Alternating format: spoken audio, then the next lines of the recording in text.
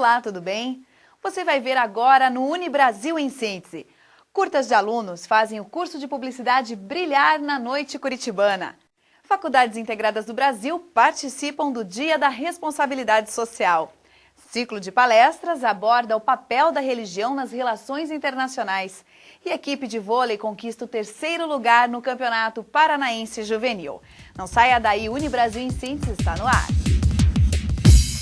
Filmes dos alunos de publicidade da agência de comunicação lotaram a primeira mostra do Minuto. 27 vídeos, todos com 60 segundos. Foi este trabalho que os frequentadores da noite curitibana puderam conferir de perto na primeira mostra Minuto, não era só o que faltava. Nós resolvemos fazer uma seleção desses trabalhos, porque são muitos deles premiados também, e que participaram do Festival Grande, porque nós nos apropriamos dos temas do Festival do Minuto oficial e produzimos aqui. Então, esses vídeos foram produzidos desde 2004 até hoje. Os alunos envolvidos nessas produções não só fazem produções de vídeo do Minuto, eles fazem produções de videoarte, de trabalhos experimentais para poder exercitar o que nós temos como ementa das disciplinas. Valorizar o trabalho dos alunos da Unibrasil no ambiente em que frequentam. Foi este um dos grandes diferenciais do projeto desenvolvido em conjunto com Era Só o que Faltava. E as parcerias não param por aí. O que a gente tem buscado é levar o trabalho dos nossos alunos para fora dos limites da instituição, né, dos muros da instituição.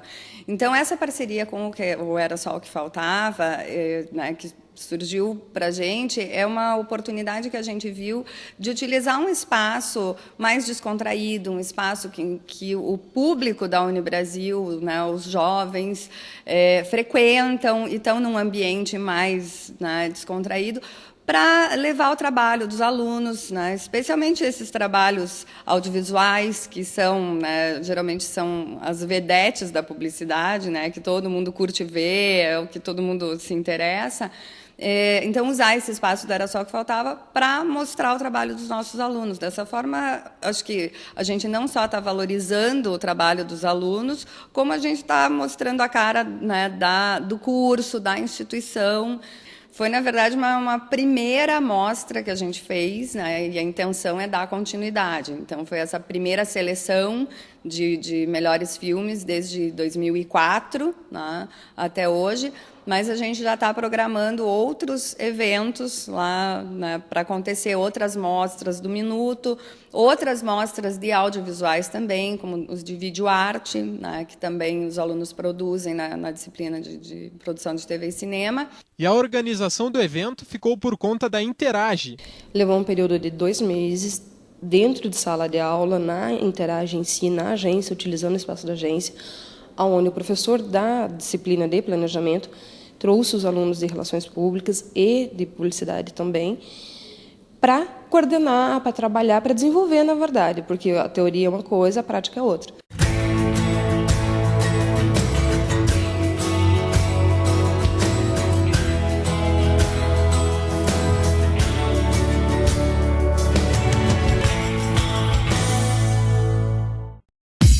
O curso de Ciências Biológicas se une ao projeto Amiriba para o plantio de mudas no córrego Capão da Embuia. O Amiriba, em si, ele já é antigo.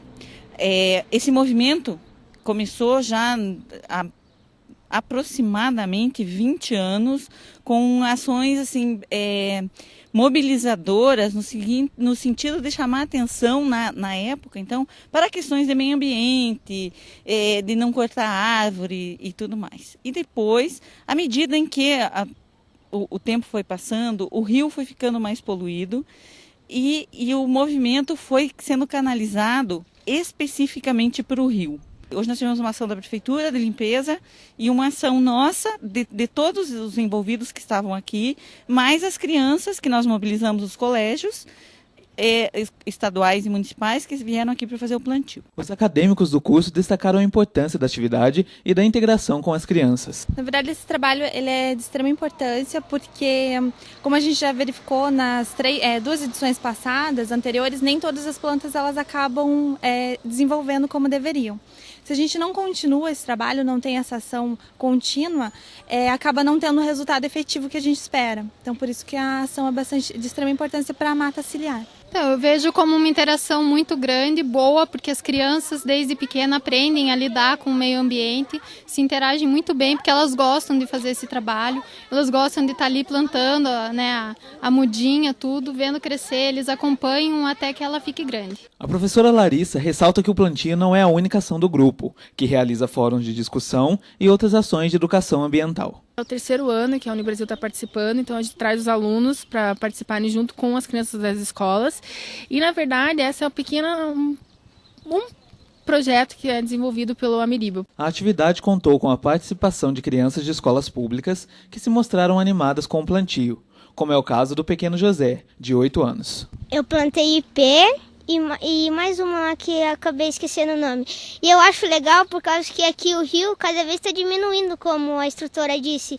Então acho bom a gente plantar para ficar mais bonito o rio e os rios de Curitiba ficarem mais legais, não tão sujos, poluídos.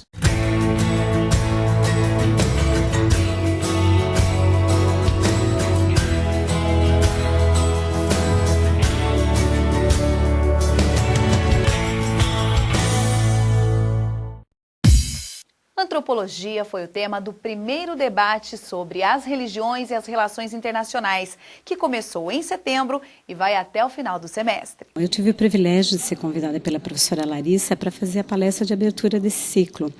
Então, o tom da conferência é justamente dar uma abertura, falar de uma temática mais geral, evidentemente inserindo a questão da religião de um ponto de vista socioantropológico, para que os colegas que vão vir na sequência, tratem das especificidades da religião em contextos específicos, em ambientes culturais peculiares. A professora Larissa destaca a importância da exploração do tema do debate, que contou com a participação de alunos dos cursos de Relações Internacionais e Direito. Nesse ciclo de debates, a gente pretende trazer à tona as relações internacionais e as religiões, um tema muito pouco explorado, não só pela mídia em geral, mas pelas próprias relações internacionais e que hoje estão dentro da maioria dos conflitos internacionais. Então, uma abordagem antropológica dá para perceber que é algo cultural e não é algo que seja necessário partir para um conflito, né? Então, entendendo a cultura do outro, quem sabe esses conflitos podem ser amenizados ou até eliminados.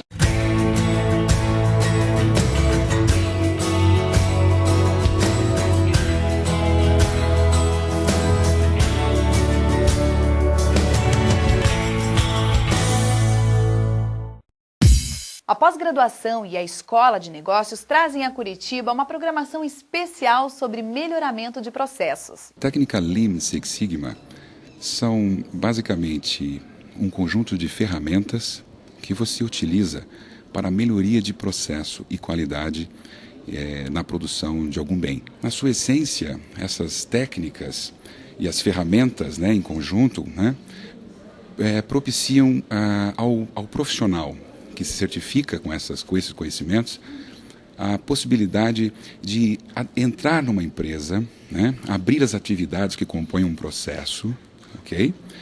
E dessa forma poder eliminar os defeitos, o que a gente costuma chamar de lixos, né, que são inerentes àquele processo ou que realmente podem estar causando algum problema no funcionamento e na obtenção de um produto de qualidade. Esse evento é mais um evento que nós estamos desenvolvendo em conjunto, principalmente a Escola de Negócios e a coordenação de pós-graduação, com o intuito de mostrar para os nossos alunos, principalmente os concluintes dos cursos, né, administração, economia, contábeis principalmente, que existe uma possibilidade de eles aperfeiçoarem, aprofundarem seus conhecimentos nos nossos cursos de pós-graduação. Essa palestra de hoje, falar sobre Six Sigma, em realidade é porque é uma ferramenta nova, é uma ferramenta que as empresas estão começando a utilizar para aprimorar seus processos, enfim, e é uma ferramenta indispensável hoje para uma boa gestão. Toda ferramenta que venha para a área de gestão é muito importante, né? É importante, inclusive, que os acadêmicos tenham essa visão. E são ferramentas importantes que vão ajudar no dia a dia dos problemas e das atividades e desenvolvimento das empresas.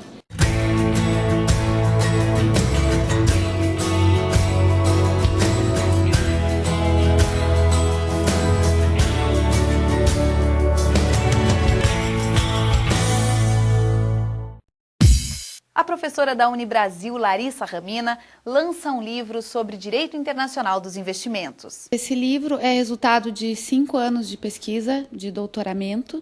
Então, é uma pesquisa muito madura sobre um tema jurídico e, ao mesmo tempo, muito político, que é os investimentos, o tema relativo aos investimentos internacionais.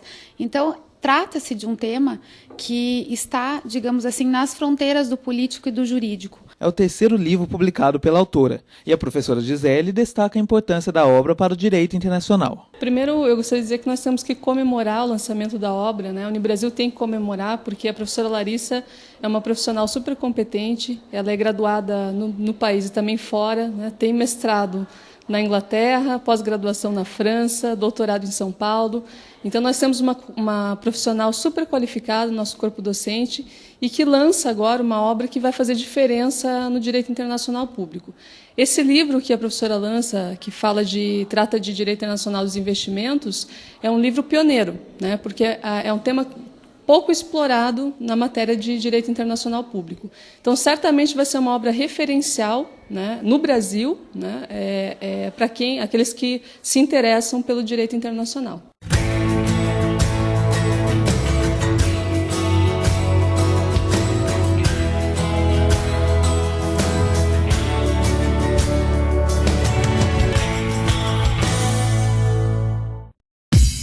Por falar em investimentos, vamos ouvir a dica do professor Stein? Hoje vou dar algumas orientações sobre a tomada de empréstimos. O crédito, ele é caro, então é importante que quando você for buscar empréstimo de dinheiro para enfrentar alguma dificuldade ou honrar algum compromisso, que você leve em consideração algumas questões, né? Primeiro é ver a real necessidade de se endividar. Para você buscar um empréstimo num banco, o banco, em média, o banco está cobrando, ou os bancos, melhor dizendo, estão cobrando em média 5,5%, 5,6% ao mês. Isso é um juro muito bom quando você consegue fazer uma boa negociação.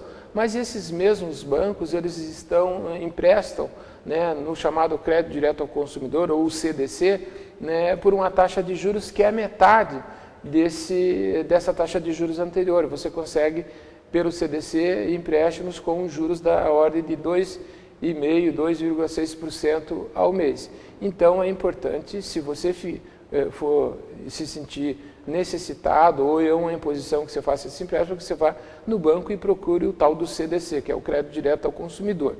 Uma outra questão que se coloca nesse tempo agora, né, metade do segundo semestre em diante, é que algumas pessoas vão fazer uma antecipação do 13º. O que significa isso? Vão no banco, fazem um empréstimo e condicionam o pagamento desse empréstimo ao depósito do 13º, ou quando receberem o 13º. Então, é importante o quê? Que você veja também a real necessidade de você fazer a antecipação do 13º, que seja por uma coisa muito importante para a sua vida, porque senão você vai fazer a antecipação do 13º, vai gastar ele já, e quando você precisar do 13º, no final do ano, ele já não existe mais, porque você está devendo ele integralmente para o banco. Antes de fazer qualquer dívida, né, contratar qualquer empréstimo, veja a primeira real necessidade de se fazer esse empréstimo, e, sendo necessário, pesquise de uma forma importante, né, onde você encontra a melhor taxa e a menor taxa de juros para esse empréstimo que você vai fazer.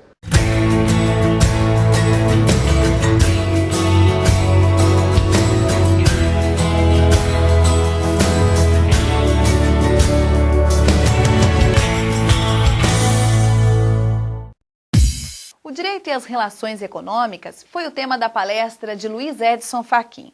O advogado recebeu a homenagem das Faculdades Integradas do Brasil. Durante muitas décadas, para não dizer séculos, o direito e o conhecimento jurídico se ocuparam de um ser abstrato, de um sujeito que existia nas leis, nos códigos, mas que não tinha correspondência com a realidade. O ser que efetivamente existe e que demanda proteção jurídica, como já se disse, é um ser de carne e osso, é um ser que demanda, que tem necessidades, como, por exemplo, de moradia, de habitação, de educação, de saúde. E isso significa, portanto, que na medida em que crescem as demandas para o atendimento dessas necessidades e que também aumenta a possibilidade desse tipo de atendimento, nós temos uma expansão do conceito de cidadania e uma efetividade, pelo menos, de alguns direitos fundamentais. Fachin destaca o papel da pessoa no contexto da democracia e dos direitos fundamentais. De modo que hoje falar, então, na dignidade da pessoa humana não é um conceito abstrato ou vazio. Significa algo que pode ser concretamente utilizado para buscar atender uma justa demanda por medicamento, por tratamento de saúde ou circunstâncias dessa natureza. Logo, a pessoa ocupa um lugar central no plano das preocupações, ainda que no plano da efetividade dessa tutela haja muito por fazer. A palestra foi prestigiada por alunos e demais convidados, como o desembargador do TRT, Ricardo Fonseca. O professor Luiz Edson Fachin é um dos maiores juristas do país. Portanto, a Unibrasil está de parabéns em reconhecer o seu valor e, para mim, é uma honra e uma alegria estar aqui prestigiando o nobre colega e professor. Acho que essa homenagem é muito bem-vinda. O professor Fachin tem se dedicado à carreira acadêmica por mais de 20 anos na Universidade Federal, na PUC Paraná, e a dedicação dele é também a pesquisa. Então é um professor que se dedica imensamente à pesquisa, ao preparo das aulas, à atenção aos alunos. Hoje tem sido cotado como um dos nomes para indicação de ministro do STF. Então é um nome muito importante para o Paraná. Ele renovou em algumas áreas do direito civil, de falar do direito civil constitucional, de falar da descodificação do direito. Então ele vai além do que a gente está pensando, ele mistura poesia e literatura, a linguagem que ele utiliza deixa a gente boquiaberto, querendo segui-lo como um grande exemplo.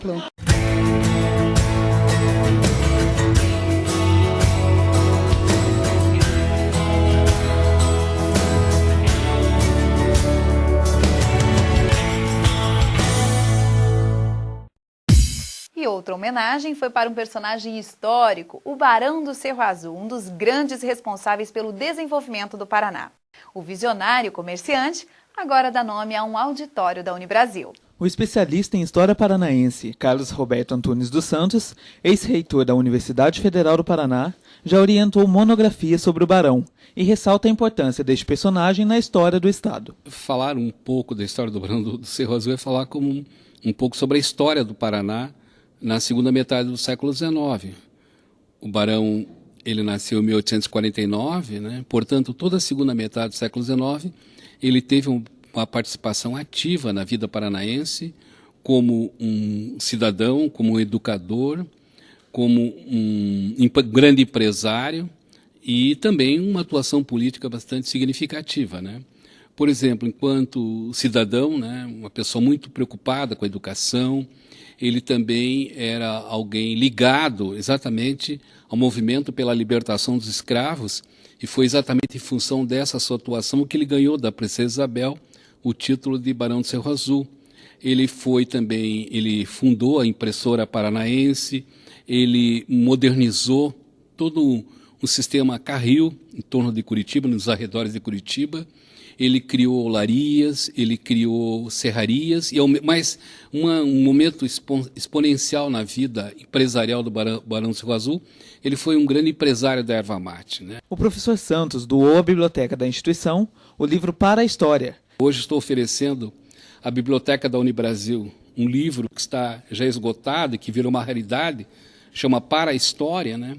Que é exatamente uma reflexão que o Rocha Pombo faz, ele que viveu a Revolução Federalista, né, e que coloca nesse livro, inclusive, coisas inéditas, inclusive até mesmo uma carta da baronesa, né, mostrando todas as injustiças que estavam ocorrendo com o barão, seu marido, né, porque ele foi preso sem denúncia formal, sem nada, né, estava preso no quartel, inclusive muito perto da residência do próprio barão. E depois, automaticamente, o seu fuzilamento, né? Essa carta ela se torna hoje uma carta muito importante, se tornou hoje uma carta muito importante, porque hoje ela inclusive é um documento histórico que está sendo analisado em alguns trabalhos, mostrando o significado, né, da história nesse período, mas ao mesmo tempo o depoimento de uma pessoa que também viveu, né, essa situação. O descerramento contou com a presença de Luiz Alberto Fontana França, que pertence à 5ª geração do Barão, e demais convidados. Esse resgate histórico da figura do Barão é muito importante, né, por tudo que ele representou para a sociedade paranaense, porque o fim da vida dele foi muito trágico, né, com a morte dele, assassinado, mas antes disso ele teve uma história de desenvolvimento no Paraná, como empresário, como político, que foi muito importante. Então, todo esse resgate, inclusive com a inscrição dele no livro de Heróis da Pátria, é muito importante.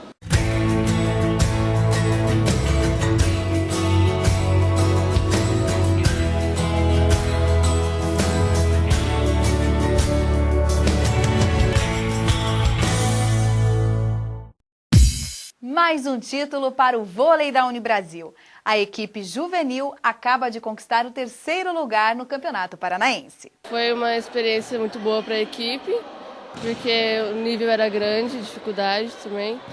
E a gente se superou depois da primeira partida contra a Ponta Grossa. Além do bronze, as meninas conquistaram uma vaga na Copa Sul 2010, que será disputada no Rio Grande do Sul, fruto de muita dedicação e aplicação nos treinamentos. Das 4 às 5 a gente sempre faz academia, que é fundamental assim, para a gente ter uma boa garra, para ter bastante resistência na hora do jogo.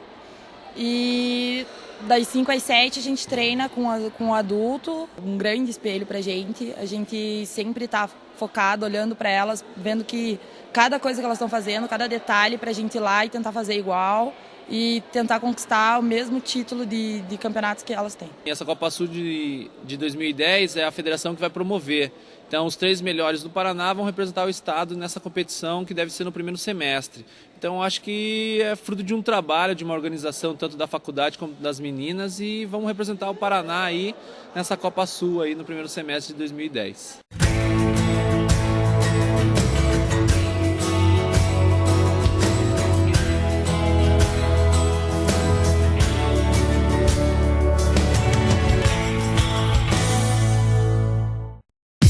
E a gente se despede com um tema muito importante: responsabilidade social. Veja como foi o dia em que estudantes e comunidades se dedicaram para fazer do planeta um lugar melhor. Mais de 300 atendimentos num único dia. Foi assim, movimentado, o Dia Nacional da Responsabilidade Social, que trouxe no sábado, dia 26 de setembro, a comunidade para dentro da faculdade, oferecendo diversos serviços, todos gratuitos, que variaram da saúde às artes. Hoje nós temos aqui a avaliação antropométrica, que vai avaliar o estado nutricional do indivíduo, verificando peso, altura e se está nas condições adequadas, né? E também temos os jogos de educação nutricional, que vai trabalhar assim com as crianças. No estande ao lado, alunas do curso de biomedicina faziam o teste de tipagem sanguínea e glicemia, ressaltando a importância destes exames simples na prevenção de graves doenças. Aqui nós estamos fazendo tipagem sanguínea, que é um exame bem simples, mas que a maioria das pessoas não tem interesse de saber ou nunca teve curiosidade em saber qual é o seu tipo sanguíneo. Após toda esta correria, nada melhor que uma Quick Message, antecedida por uma avaliação e orientação postural, promovida por alunos de fisioterapia. Recebi algumas orientações do pessoal de nutrição, né, que está medindo o peso, vendo a altura, né, calculando o índice de massa corpórea. Passei pela estante de biomedicina e farmácia, onde recebi orientações da glicose, a importância da glicose no diabetes. Né, ali o pessoal de biomedicina está verificando a tipagem da gente, isso é legal a gente saber, ter esse conhecimento. Né? Aqui na fisioterapia o pessoal está orientando postura, né, a forma correta de usar o calçado, forma correta de vestir a calça, e agora aqui recebendo essa massagem, depois de toda essa correria nos outros estantes. Assim, tá bem legal, tá divertido, o pessoal de jornalismo e secretariado executivo também estão dando uma força aqui, orientando, né, os profissionais, está bem legal. No estande de jornalismo, o Museu da Pessoa do Tarumã, onde alunos do curso coletavam histórias de vida das pessoas que circulavam pelo campus. Na verdade, a proposta mesmo, nosso projeto era o Museu da Pessoa do Tarumã, que a gente pegou um blog, montou um blog para contar a história das pessoas da comunidade aqui do Tarumã que viessem ao evento aqui no Brasil.